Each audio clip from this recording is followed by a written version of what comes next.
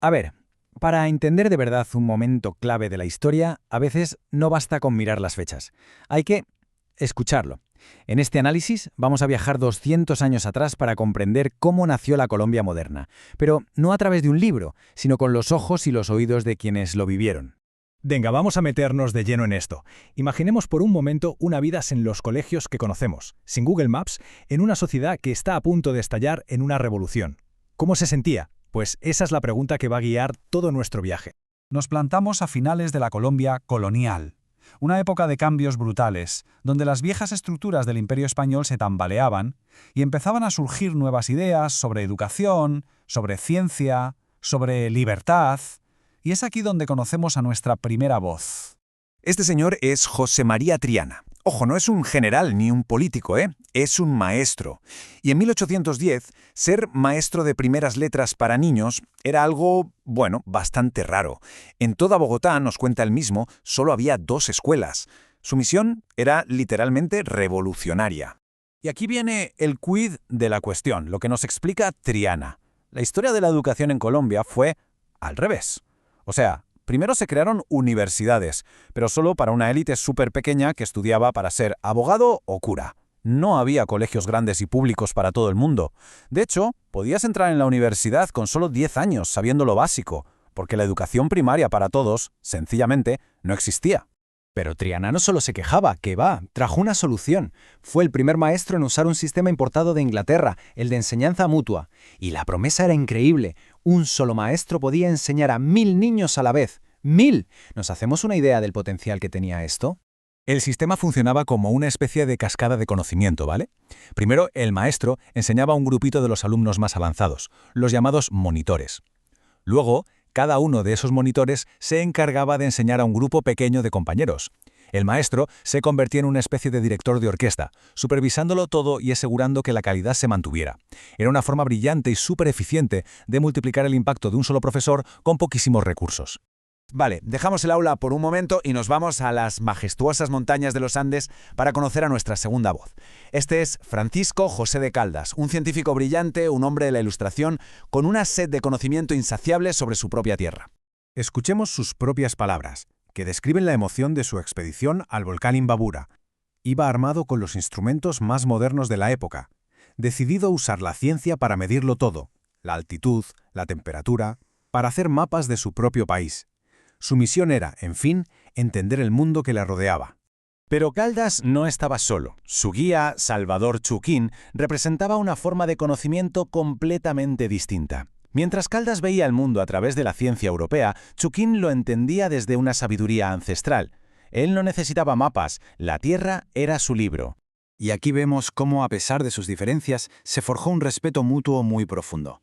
Caldas, el gran sabio de la Ilustración, se dio cuenta de que sin la sabiduría ancestral de Chuquín, todos sus cachivaches científicos eran inútiles.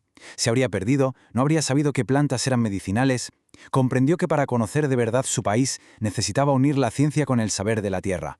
Mientras Caldas exploraba la tierra y Triana intentaba educar a la gente, el mundo político estaba a punto de explotar. Vamos a ver qué pasó a través de los ojos de nuestra tercera voz, un niño que vivía en Bogotá en aquella época y que nos cuenta cómo la tensión iba creciendo por momentos. Y llegamos al día clave, el 20 de julio de 1810. Para muchos, solo una fecha en un libro de historia. Pero para este niño fue un día de caos, de gritos y de una confusión que lo cambiaría absolutamente todo. Todo empezó con una excusa, un simple florero. Unos criollos, o sea, descendientes de españoles pero nacidos ya en América, le pidieron prestado un florero a un comerciante español llamado Llorente. Él se negó, y lo que vino después fue mucho más que una simple discusión. Nuestro joven narrador describe cómo la pelea se convirtió en un tumulto y la gente enfurecida atacó a Llorente. Fue la chispa que encendió la pradera. El caos se adueñó de las calles. La gente corría gritando consignas que pasarían a la historia. Cabildo abierto, exigiendo un gobierno propio. Y mueran los chapetones, un grito de guerra despectivo contra los españoles nacidos en Europa. El movimiento por la independencia había estallado, así, de forma violenta y espontánea, en el corazón de la capital. Pero la independencia no se logró en un día. Lo que vino después fue un periodo conocido como la Patria Boba. Y el nombre, pues lo dice todo. Nuestro joven narrador no lo describe como una época de gloria, sino de una incertidumbre y un conflicto tremendos. ¿Por qué? Porque los propios patriotas, ya libres de España, empezaron a pelearse entre ellos, incapaces de ponerse de acuerdo sobre cómo gobernar la nueva nación. La idea clave es esta. La libertad tuvo un precio terrible. Para la gente de a pie, como nuestro narrador, fueron años de miedo. Miedo a las luchas internas y, sobre todo, miedo a que volvieran los españoles.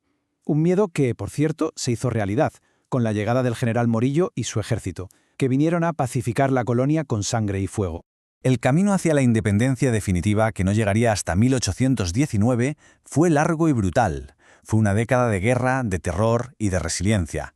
El relato del niño nos recuerda que detrás de los grandes héroes y las batallas hubo gente corriente que sufrió, que resistió y que pagó el precio más alto por el nacimiento de su nación. Y esto cierra el círculo de una manera fascinante. Años después, el propio libertador, Simón Bolívar, identificaría cuál era el mayor enemigo para el nuevo país. Y no eran los ejércitos españoles, sino la ignorancia del pueblo. Es exactamente el mismo problema que el maestro Triana intentaba resolver al principio de nuestra historia. La lucha por la libertad y la lucha por el conocimiento eran en realidad la misma lucha. Así que, al final, las historias del maestro, del científico y del niño se entrelazan para contarnos una verdad mucha más profunda, que una nación no solo se construye con batallas y leyes, sino con educación, con el descubrimiento de la propia tierra y, sobre todo, con la voluntad de su gente. La pregunta que nos queda en el aire es, ¿de qué manera continúan hoy esas batallas?